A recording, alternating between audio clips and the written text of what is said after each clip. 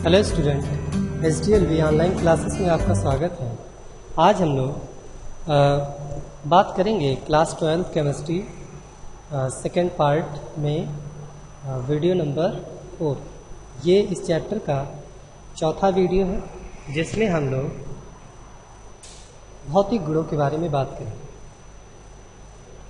Alkyl halide और aryl halide के भौतिक गुणों के बारे में बात कर रहे थे हम लोग। इसमें एल्किल हैलाइड के बारे में हमने अभी वीडियो नंबर 3 में बात किया था कि एल्किल हैलाइड जो होते हैं वो ध्रुवीय प्रकृति के होते हैं, ठीक है, क्योंकि वहाँ पे कार्बन और हैलोजन के बीच में जो विद्युत ऋणात्मकता है उसमें काफ़ी डिफरेंस होता है, काफ़ी अंतर होता है, जिस कारण क्या होता है कि ये एल्किल हैलाइड ध्रुवीय प्रकृति के हो जाते हैं। ठीक है, आज हम लोग बात करेंगे भौतिक गुणों के बारे में।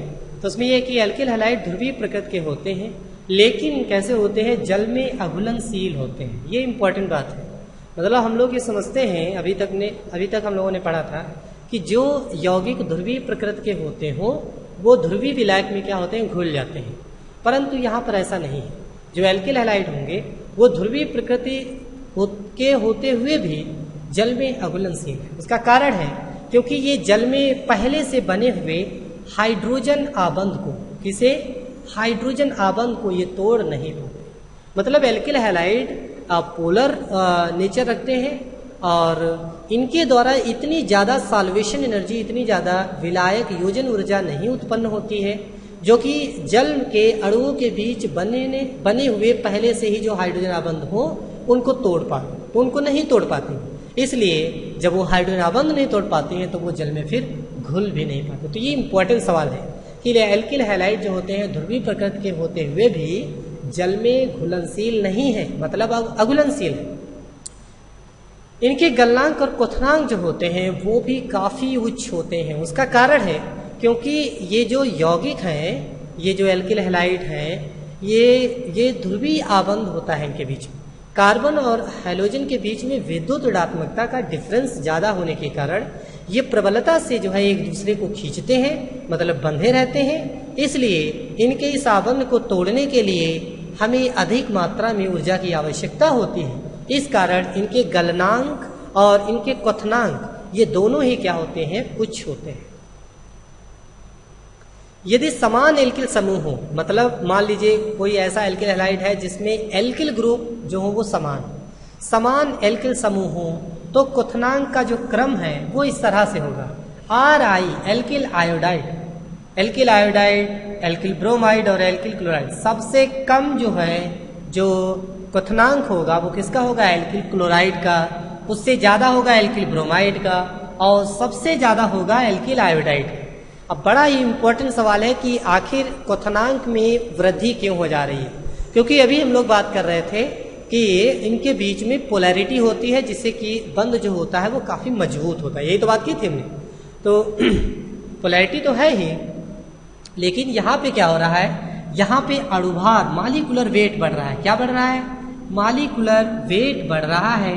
मालिकुलर वेट अणुभार बढ़ने के साथ साथ जो इसमें वान डर वाल्स फोर्स ऑफ अट्रैक्शन होता है, ये वान डर वाल्स फोर्स जो होता है वो इसमें बढ़ जाता है। मतलब इसमें जो दुर्बल आकर्षण बल है, जिसे वान डर वाल्स आकर्षण बल कहते हैं, वो अणुभार बढ़ने के साथ साथ बढ़ जाता है। इस कारण इनका क्वथनांक बढ़ जाता है। तो समान एल्किल समूह में एल्किल हैलाइड का, मतलब एल्किल आयोडाइड का क्वथनांक ज्यादा होगा, उससे कम एल्किल ब्रोमाइड का होगा और उससे भी कम एल्किल क्लोराइड का होगा। एल्किल फ्लोराइड का एक्सेप्शनली बात करेंगे, वो गैस होता है, ठीक है, या फिर ज़्यादातर वो गैस ही होते हैं और उनके बीच में जो बंध होता है वो भी काफ़ी मजबूत होता है। उनको हम खैर यहाँ पे कंसीडर नहीं करें, ठीक है। तो ये बात याद रखना, ये सवाल पूछा गया है।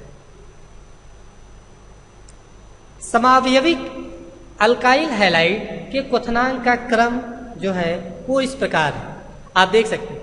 ये समावयविक एल्काइल हैलाइड का मतलब क्या है, इसका पहले मीनिंग समझिए कि मतलब जिनका अणुभार क्या हो, समान हो, परंतु संरचना क्या हो उनकी अलग अलग हो, तो उसे हम समावयविक एल्किल हैलाइड कहते हैं। मतलब जिसमें एल्किल ग्रुप समूह है, एल्किल ग्रुप जो है समान है।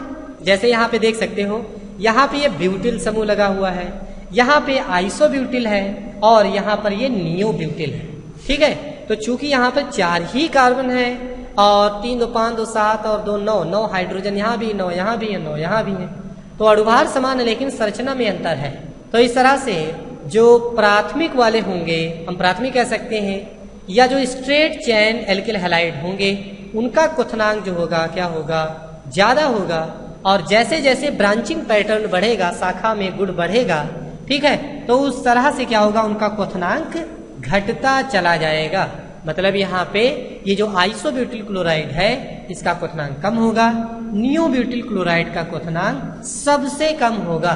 क्योंकि नियो का मतलब हम लोग पिछले वीडियो में बात कर चुके हैं, नॉर्मल आइसो नियो किसे कहते हैं। नॉर्मल जब कहते हैं जैसे नॉर्मल है, ये यहाँ पर आइसो है, ये आइसो है और ये यहाँ पर नियो है, ठीक है। नॉर्मल आइसो नियो हमने बताया था, नॉर्मल बताया था स्ट्रेट चैन, नियो बताया, आइसो बताया था एक ब्रांच, और नियो बताया था हमने जिसमें 2 ब्रांच, वो क्या है, वो नियो, ठीक है। तो इस तरह से क्या होगा, नॉर्मल वाले का जो है ज्यादा क्वथनांक होता है। अब अगर यहाँ पे देखेंगे तो यहाँ पर ये भी है कि क्यों ऐसा होता है, ऐसा इसलिए होता है क्योंकि यहाँ पर वान डर वाल्स आकर्षण बल क्या होता है, वो ज्यादा होता है। और जैसे जैसे ब्रांचिंग बढ़ती है तो वान डर वाल्स आकर्षण बल जो होता है वो घटता चला जाता है, क्योंकि साइज घट जाता है ना। तो आप सिंपल कह सकते हैं कि ब्रांचिंग पैटर्न बढ़ने के साथ साथ में क्वथनांक में कमी आ जाती है। घनत्व का घटता क्रम की बात करेंगे कि घनत्व का किस तरह से जो है, मतलब डेंसिटी की अगर बात करें तो डेंसिटी किस तरह से जो है घटती है, तो उसमें एल्किल आयोडाइड का जो है घनत्व सबसे ज्यादा होता है, उससे कम एल्किल ब्रोमाइड का होता है, और सबसे कम किसका होता है, एल्किल क्लोराइड का घनत्व होता है। ये भी आप याद रखना, ये सब इंपॉर्टेंट क्वेश्चन ये पूछे जा सकते हैं। एल्किल हैलाइड के स्थायित्व के क्रम की बात करें, देखिए आप याद रखना कि जो एल्किल फ्लोराइड होते हैं वो सबसे ज्यादा स्थायी माने जाते हैं। स्थायी होने का कारण भी है क्योंकि फ्लोरीन काफी जो है विद्युत ऋणात्मक है। मतलब आवर्त सारणी में पीरियोडिक टेबल में सबसे ज्यादा अगर विद्युत ऋणात्मक कोई तत्व है तो वो फ्लोरीन है। वो कार्बन के साथ में बहुत प्रबल मजबूत आबंध बनाता है, इस कारण क्या होता है, वो ज्यादा स्थायी होता है। और आप देख सकते हैं यहाँ पे कि एल्किल फ्लोराइड क्या है, सबसे ज्यादा स्थायी है, उससे कम एल्किल क्लोराइड है, फिर एल्किल ब्रोमाइड है, और एल्किल आयोडाइड बहुत कम स्थायी है, ठीक है। ठीक,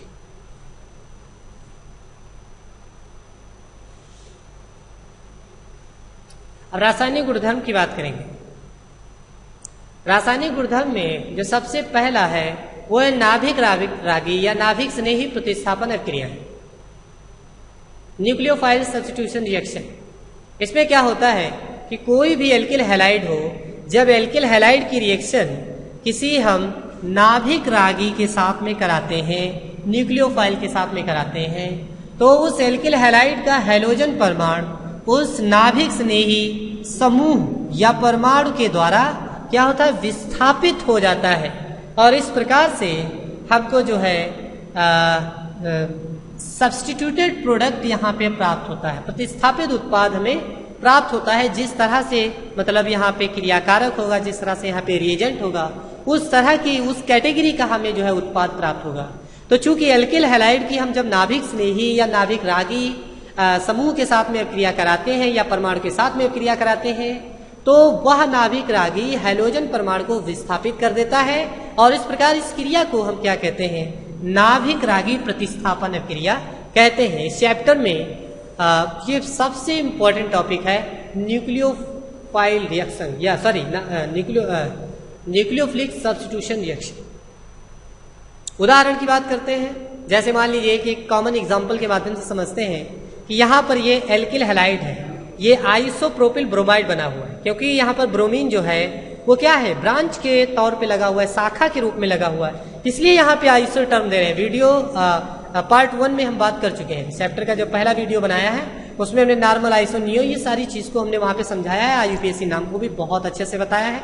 इस चैप्टर में जितने भी आईयूपीएससी नाम, जितने भी यौगिकों की जरूरत पड़ेगी उनको आईयूपीएससी नाम के द्वारा उनके सामान्य नाम क्या होंगे, इन सारी बातों के हमने वहां पे डिस्कशन किया हुआ है। तो यहाँ पे ये न्यूक्लियोफाइल है, आप देख सकते हैं नाभिक स्नेही है, और ये दूसरे कार्बन पे प्रोपेन के दूसरे कार्बन पे ब्रोमीन लगा हुआ है। तो ये नाभिक स्नेही के द्वारा ये ब्रोमीन परमाणु क्या होगा, विस्थापित हो जाएगा और यहाँ पे न्यूक्लियोफाइल लग जाएगा। ठीक है, ये क्या है, ये प्रतिस्थापित उत्पाद है। अब ब्रोमीन यहाँ पे क्या होगा, हट जाए। ठीक है, तो इस तरह से यहाँ पे नाभिक स्नेही के द्वारा ब्रोमीन परमाणु या हाइड्रोजन परमाणु विस्थापित हो जा रहा है, इसलिए इसे हम नाभिक स्नेही प्रतिस्थापन अभिक्रिया कहेंगे। नाभिक स्नेही अभिक्रिया के कुछ उदाहरण हमारे सिलेबस में एनसीईआरटी की किताब में बहुत सारी रिएक्शंस दे रखी हैं, वो टेबल के रूप में दे रखी हैं और उनके बारे में बहुत ज़्यादा डिटेल में डिस्कशन नहीं किया है, तो इसलिए हम लोग उसको समझ लेते हैं। ये बहुत इंपॉर्टेंट रिएक्शन है इस चैप्टर में कहीं ना कहीं, और कंपटीशन से लगा कहीं ना कहीं पूछी जाती रहती हैं, तो इन रिएक्शनों को हम लोग बहुत ध्यान से समझेंगे। बहुत इंपॉर्टेंट रिएक्शन है और अन्य चैप्टरों में भी इनका काफ़ी इस्तेमाल है, ये बार बार रिपीट होती रहेगी। आप ये एक कॉमन रिएक्शन है, स्केलेटल है एक तरह से न्यूक्लियोफिलिक सब्स्टिट्यूशन रिएक्शन का, जिसमें न्यूक्लियोफाइल हाइड्रोजन को यहाँ से क्या कर दे रहा है, विस्थापित कर दे रहा है और यहाँ पर सब्स्टिट्यूटेड उत्पाद बन जा रहा है और X माइनस हट जा रहा है। कुछ इसी तरह से हम लोग यहाँ पे बात करते हैं, जैसे एथिल ब्रोमाइड को हमने ले लिया है। एथिल ब्रोमाइड, इसकी जब रिएक्शन हम केवेज के साथ में कराते हैं, एक्वस केवेज, याद रहे ये एक्वस और एल्कोहलिक दोनों में डिफरेंस है। ये डिफरेंस को मैं आगे फिर एक बार बताऊंगा, लेकिन आप इसमें बड़ा कंफ्यूजन होता है कि जब एल्कोहलिक केवेज के साथ रिएक्शन होती है तो क्या बनता है, और एक्वस मतलब जलीय केवेज के साथ में जब रिएक्शन होती है तब क्या होता है। यही एनएओएच के साथ भी है, वहां पर भी एल्कोहलिक एनएओएच और जलीय एनएओएच इनकी बात करते हैं। तो जब एथिल ब्रोमाइड की रिएक्शन हम एक्वस केवेज, जलीय केवेज के साथ कराते हैं, तो ये जो हाइड्रोक्सिल समूह होता है वो यहाँ पर नाभिक स्नेही के रूप में कार्य करता है और यहाँ पे ब्रोमीन को क्या कर देता है, विस्थापित कर देता है, OH लग जाता है यहाँ पे। तो इस तरह से हमको जो उत्पाद की कैटेगरी प्राप्त होती है वो क्या है, एल्कोहल कैटेगरी का उत्पाद प्राप्त होता है। अब यहाँ पर आप एक्वस NaOH की भी बात कर सकते हैं। मान लीजिए यहाँ पे एक्वस KOH लेके समझाया है, अगर यहाँ पे एक्वस NaOH होता है तब भी यहाँ पे जो है एल्कोहल ही प्राप्त होता है। ये एनसीईआरटी के टेबल में दे रखा है, बहुत इंपॉर्टेंट है रिएक्शन। और इस तरह से बचा हुआ ये K जो है, ये Br है, ये KBr के रूप में सह उत्पाद के रूप में निकल जाएगा। एक इंपॉर्टेंट सवाल यहाँ पर यह भी है कि मान लीजिए अगर हम न्यूक्लियोफिलिक सब्स्टिट्यूशन रिएक्शन कराते हैं और वहां पर आक्रमणकारी अभिकर्मक या फिर रिएजेंट जो है यहाँ पे NaOH अगर ले रहे हैं और KOH ले रहे हैं, तो ये अगर पूछ दिया जाए कि बताओ यहाँ पे न्यूक्लियोफाइल कौन होगा, पूरा का पूरा KOH होगा, NaOH होगा या फिर कुछ और होगा, तो आप यहाँ पे समझ सकते हैं कि ये KOH जो होता है ये प्रबल इलेक्ट्रोलाइट है, ये तुरंत ही आयोनाइज हो जाते हैं K+ और OH- में। तो यहाँ पर ये जो OH- है, ये OH- जो होता है आक्रमण करने जाता है, आक्रमणकारी विकर्मक बनता है। तो यहाँ पे जो नाभिक स्नेही होगा वो हाइड्रोक्साइड आयन होगा, पूरा का पूरा NaOH और KOH नहीं होगा। ये कंपटीशन में भी सवाल पूछा जाता है और तुम्हारे बोर्ड लेवल पे भी पूछा जाता है कि मान लीजिए कोई नाभिक स्नेही अभिक्रिया है और NaOH के साथ रिएक्शन हो रही है तो नाभिक स्नेही होगा, ऑप्शन दे देगा NaOH, KOH या OH- या कुछ और, ठीक है। तो वहां पे क्या होगा, हाइड्रोक्साइड आयन। अब हम दूसरी रिएक्शन की बात करते हैं, NH3। ये अमोनिया के साथ में जब रिएक्शन कराई जाएगी एथिल ब्रोमाइड की, तब क्या होगा। तो यहाँ पर आप समझ लीजिए कि ये NH3 के साथ में जब रिएक्शन कराएंगे तो पहला सवाल यही हम करते हैं कि यहाँ पे नाभिक स्नेही कौन होगा, पूरा का पूरा NH3 होगा या फिर कुछ और होगा। तो आप इस बात को समझिए, यहाँ पे आप लोगों के दिमाग में चल रहा होगा कि पूरा भाई अमोनिया ही यहाँ पे अटैक करने जाएगा, तो अमोनिया अटैक करने नहीं जाएगा, बल्कि वहां पे NH2- अटैक करने जाएगा। वो हम लोग अभी समझेंगे आगे चल के उसको, ठीक है। तो यहाँ पे NH2- अटैक करने जाएगा और ब्रोमीन को हटा देगा और यहाँ पे C2H5NH2 बन जाएगा, मतलब एमीन कैटेगरी का उत्पाद बन जाएगा, एमीन कैटेगरी का उत्पाद बन जाएगा यहाँ पे, एमीन कैटेगरी का, ठीक है।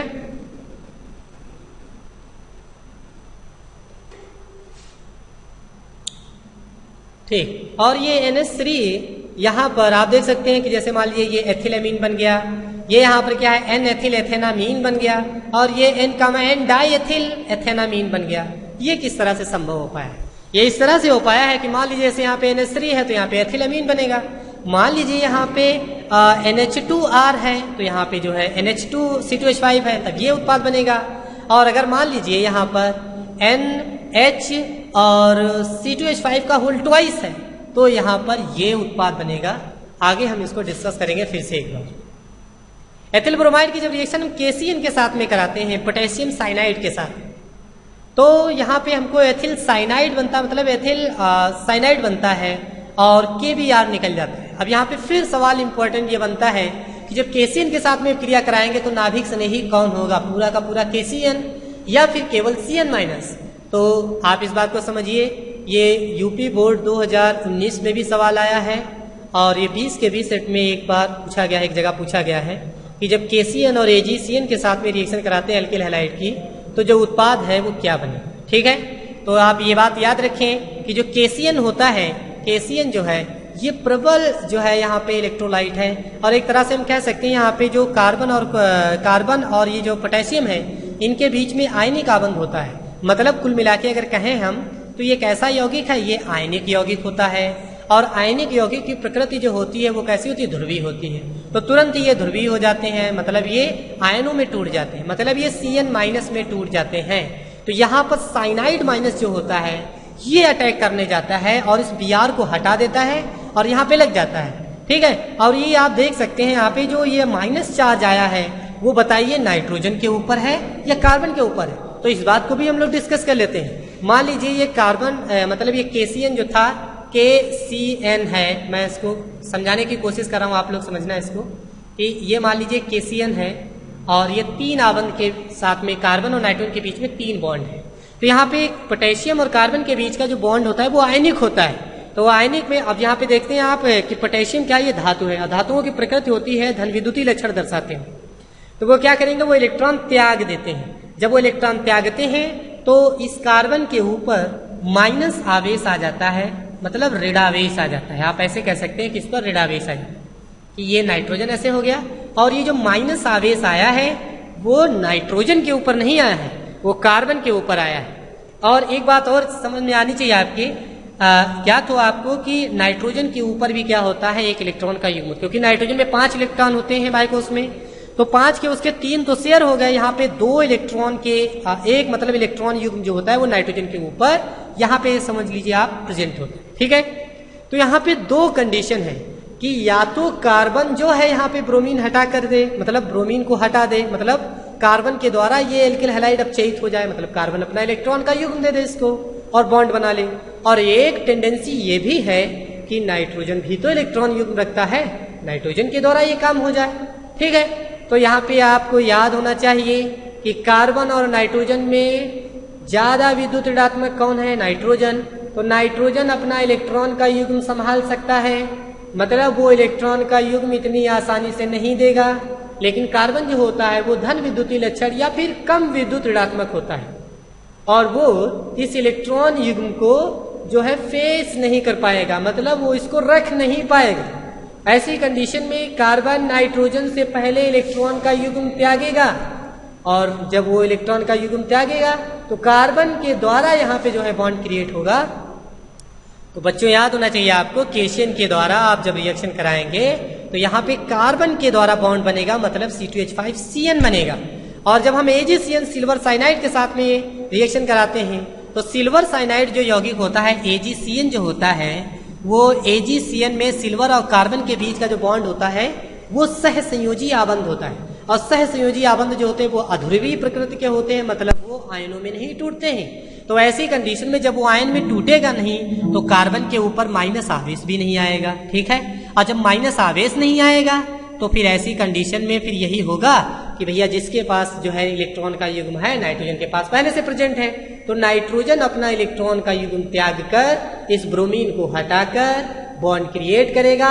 नाइट्रोजन के ऊपर पॉजिटिव चार्ज आएगा, वो पॉजिटिव चार्ज को मिनिमाइज करने के लिए अपने से कार्बन जो जुड़ा है उससे इलेक्ट्रॉन की डिमांड करेगा और कार्बन क्या करेगा, वो सिल्वर से इलेक्ट्रॉन को खींच लेगा और इस तरह से सिल्वर प्लस के रूप में चला जाएगा और यहाँ पे नाइट्रोजन के द्वारा बॉन्ड क्रिएट हो जाएगा। मतलब यहाँ पे मतलब नाइट्राइल बन जाएगा एक तरह से, मतलब यहाँ पे आइसोसाइनाइड बन जाएगा। आप ये कह सकते हैं AgCN के साथ में जब रिएक्शन कराते हैं तो यहाँ पे नाइट्रोजन के द्वारा बॉन्ड क्रिएट होगा। आप याद रखें ये आयनिक होता है और ये सहसंयोजी होता है। आपका यहीं से आंसर स्टार्ट होगा कि AgCN के साथ में आइसोसाइनाइड इसलिए बन रहा है क्योंकि ये सहसंयोजी प्रकृति का है और KCN के साथ में नाइट्राइल इसलिए बन रहा है या साइनाइड इसलिए बन रहा है क्योंकि वो आयनिक प्रकृति का है। वहां पे कार्बन बंध बना रहा है, यहाँ पे नाइट्रोजन बंध बनाएगा।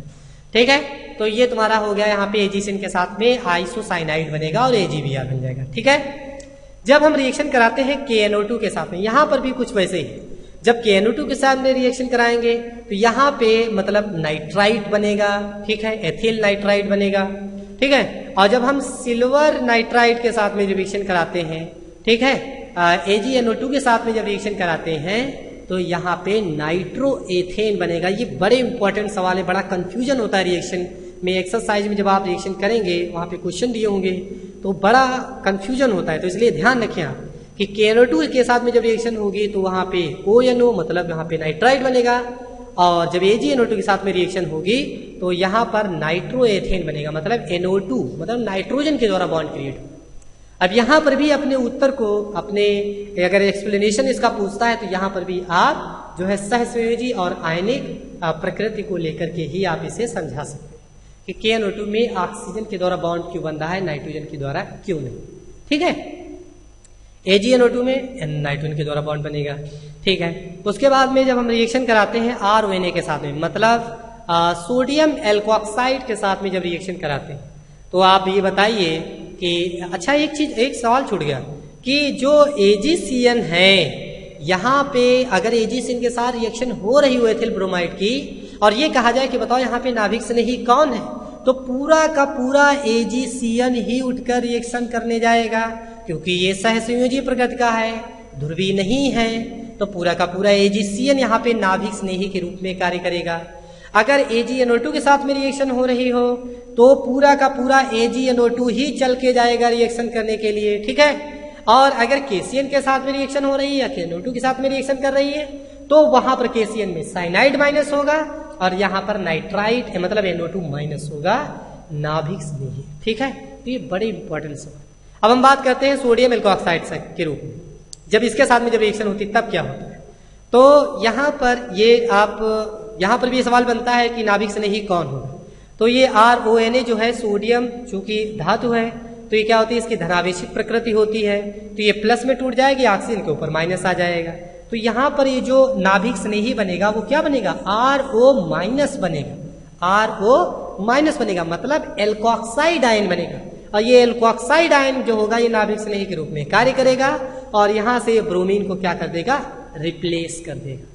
तो यहाँ पे C2H5OR ये उत्पाद बन जाएगा, C2H5OR ये उत्पाद बन जाएगा, मतलब एक प्रकार से ईथर कैटेगरी का जो है उत्पाद बनेगा, राइट। और सोडियम ब्रोमाइड जो होगा सह उत्पाद के रूप में निकलते रहे। उसके बाद में मान लीजिए अगर हम सोडियम एथिलीन के सोडियम इथाइलाइड आयन के रूप में के साथ में अगर रिएक्शन कराते हैं तो क्या होगा। तो ये जो सोडियम इथाइलाइड आयन है वो क्या होगा, ये भाई प्लस होता है और ये क्या होता है, माइनस होता है। ये तो होता है भाई, सोडियम के ऊपर प्लस आएगा, कार्बन के ऊपर माइनस आएगा। तो यहाँ पर ये जो CH triple bond C minus ये जो है ये यहाँ पर क्या होगा, नाभिक स्नेही के रूप में कार्य करेगा, मतलब सोडियम चल के नहीं जाएगा, ये तुरंत आयनिक हो जाए, क्योंकि आयनिक यौगिक है ना, ये आयनिक है। तो ये आयनों में टूट करके CH triple bond C minus ये जाएगा और Br को हटा देगा और C माइनस के साथ में बॉन्ड बन जाएगा, C2H5 C triple bond CH ये यहाँ पे प्रोडक्ट मिलेगा। आप इसका नाम कह सकते हैं, मतलब यहाँ पे 2 कार्बन 3 और 4 ब्यूट 1 आयन कह सकते हैं, ब्यूट 1 आयन उत्पाद के रूप में प्राप्त होगा, सोडियम ब्रोमाइड सह उत्पाद के रूप में प्राप्त होगा। जब हम उसके सिल्वर एसीटेट के साथ में रिएक्शन कराते हैं तो ये भी बड़ा अच्छा सवाल है कि जब सिल्वर एसीटेट के साथ में रिएक्शन कराएंगे तो फिर यहाँ पे नाभिक स्नेही कौन बनेगा, ठीक है। तो यहाँ पर जो है पूरा का पूरा जो कंपाउंड होगा एक तरह से चल के जाता है और ये यहाँ पे सिल्वर हट जाएगा, धातु है, और RCOO माइनस ये यहाँ पे अटैक करके और इस तरह से एस्टर कैटेगरी का जो है उत्पाद बनाता है, राइट। ये एस्टर है तो ये अल्कोहल कैटेगरी का प्रोडक्ट बना, ये एमीन कैटेगरी का, ये एमीन है, ये अल्कोहल है, राइट। और ये यहाँ पर जो है नाइट्राइल कैटेगरी का, ये यहाँ पर आइसोसाइनाइड कैटेगरी का बना है, और ये यहाँ पर ये नाइट्राइट है, ये नाइट्रो, और ये ईथर कैटेगरी का जो है प्रोडक्ट बना है, और यहाँ पर ये जो है एल्काइन कैटेगरी का प्रोडक्ट बना, और ये यहाँ पर एस्टर कैटेगरी का प्रोडक्ट बना है, राइट। बहुत इंपॉर्टेंट रिएक्शन थी। जब आप लोग NCERT का एक्सरसाइज करेंगे वहाँ पर आपको इस तरह से बहुत सारी रिएक्शनें मिलेंगी और बहुत बड़ा एप्लीकेशन वहाँ पे मिलेगा कि जब कन्वर्जन हो रहे होंगे कि इससे मान लीजिए जैसे कहें एथिल ब्रोमाइड से एथिल नाइट्राइड बनाना हो तो आपको याद आना चाहिए किनेटोसाइजेशन। कहें एथिल ब्रोमाइड से एथिलेमीन बनाना है तो आपको याद होना चाहिए अमोनिसाइजेशन कराना है। तो इस तरह से जब हम लोग एक्सरसाइज करेंगे और आप भी तो देखेंगे वहाँ पे बड़ा एप्लीकेशन है और एनसीईआरटी में बहुत इसको कम मतलब टेबल में दे दिया है और बहुत एक्सप्लेनेशन इसका नहीं दिया है।